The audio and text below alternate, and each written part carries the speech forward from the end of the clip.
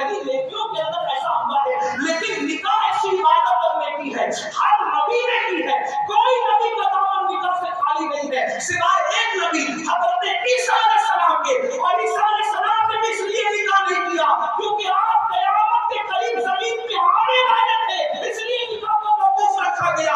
انشاءاللہ جب میرے آقا علیہ السلام کے فرمان کے مطابق عیسیٰ علیہ السلام زمین پہ تشریف لائیں گے تو اس وقت وہ نکاح بھی فرمائیں گے۔ اس طریقے سے ہر نبی نکاح والا ہوگا۔ اللہ اکبر۔ بتاؤ جس اسلام نے کہا نکاح کو اتنا آسان کر دو کہ زنا کرنا مشکل ہو جائے، اس مذہب کے ماننے والے ظالموں نے نکاح کو اتنا مشکل کیا کہ زنا آسان ہو گیا، زنا پھیل گیا، زنا کی بدبو پھیل گئی۔ ہمارے بزرگوں نے لکھا نکاح اتنا آسان تھا قرون اولیٰ میں کہ اگر کسی کی ایک بیوی مر جاتی تو اس کا جنازہ اٹھنے سے پہلے اگر وہ دوسرا نکاح کرنا چاہے، اس نے کیا نہیں، اگر کرنا چاہے تو کر سکتا تھا۔ اتنا آسان تھا، اتنا آسان تھا نکاح۔ بیواؤں کا نکاح بھی آسان تھا۔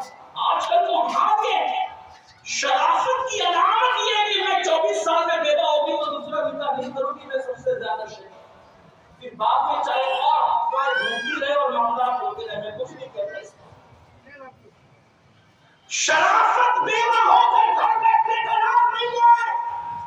اسماء بنت عمیس سے بڑھ کر کے اس دور میں کون شریف خاتون ہو سکتی ہے؟ حضرت اسماء کا پہلا نکاح حضرت جعفر طیار کے ساتھ ہوا۔ حضرت جعفر کی شہادت ہوئی، وہ نہیں رکی، انہوں نے سیدنا صدیق اکبر کے ساتھ نکاح۔ صدیق اکبر کا وصال ہوا۔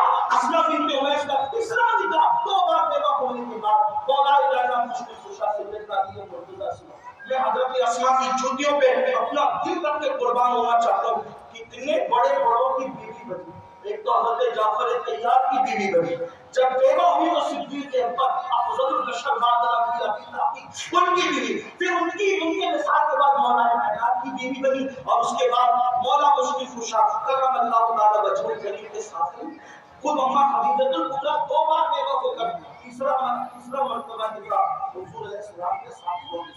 بیوہ ہو کر نکاح نہ کرنا یہ تقویٰ نہیں ہے، بلکہ کوشش کرو اپنی بیوہ خواتین کا نکاح کرنے کی۔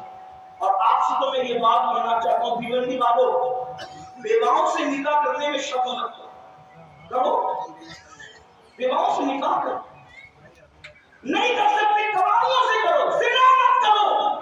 ایک تقریب میں میں نے لوگوں کو کہا زنا مت کرو، 2 3 4 دیے۔ کچھ لوگ مجھ سے جھگڑنے لگے کہ تو یہ لوگوں کو بیمار نہیں نکلا۔ میں نے کہا میرے جملے پہ تو غور کرو، میں مولانا کو تھوڑی بول رہا ہوں، میں تو ان کو بولوں گا یار تو ایک بیوی پہ تیرا جی نہیں بھرتا پھر بھی تو زنا کرنے چاہتا ہے تو زنا مت کر، 2 رات میں بھی تیرا دل نہیں بھرتا تو 2 پہ زنا مت کر، نکاح کر تیسری کر،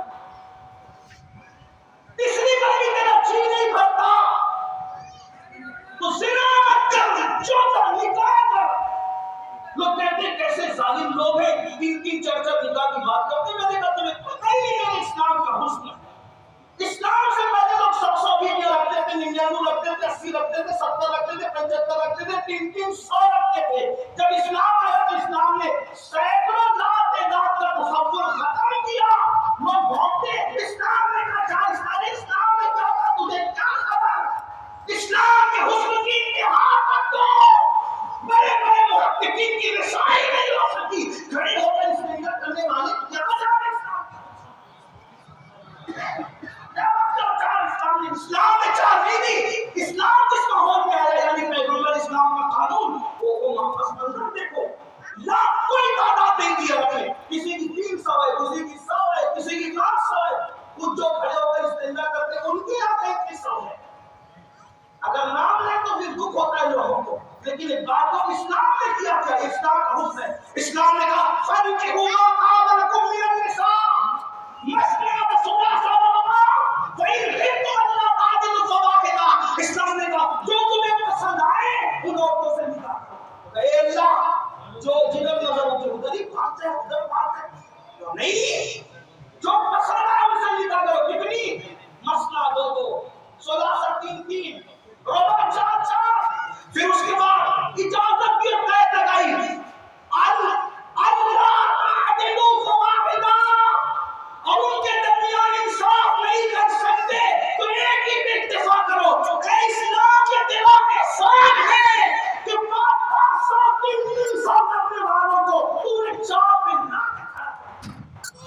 اسلام نے سارے اسلام نے چار طلاق اختیار کیا، لیکن آپ سے کہتا ہوں اگر زنا کو روکنا ہے نکاح کام کرنا پڑے گا۔ اور یہ بات ہی میں کسی باپ کے بغیر کہتا ہوں، اگر ایک بیوی کے بعد زنا سے نہیں ہوتے، مجھے ان ظالم ماں باپ بھائیوں پر بھی افسوس ہے۔ مجھے یہ خیال بھی ہے کہ منڈی والے اس کے بعد نہ بلانا چاہے تو شوق سے نہ بلائے، نہ مجھے کہیں جانے کا شوق ہے اور نہ کسی کے بلانے کا میں منتظر ہوں۔ اس لیے کہ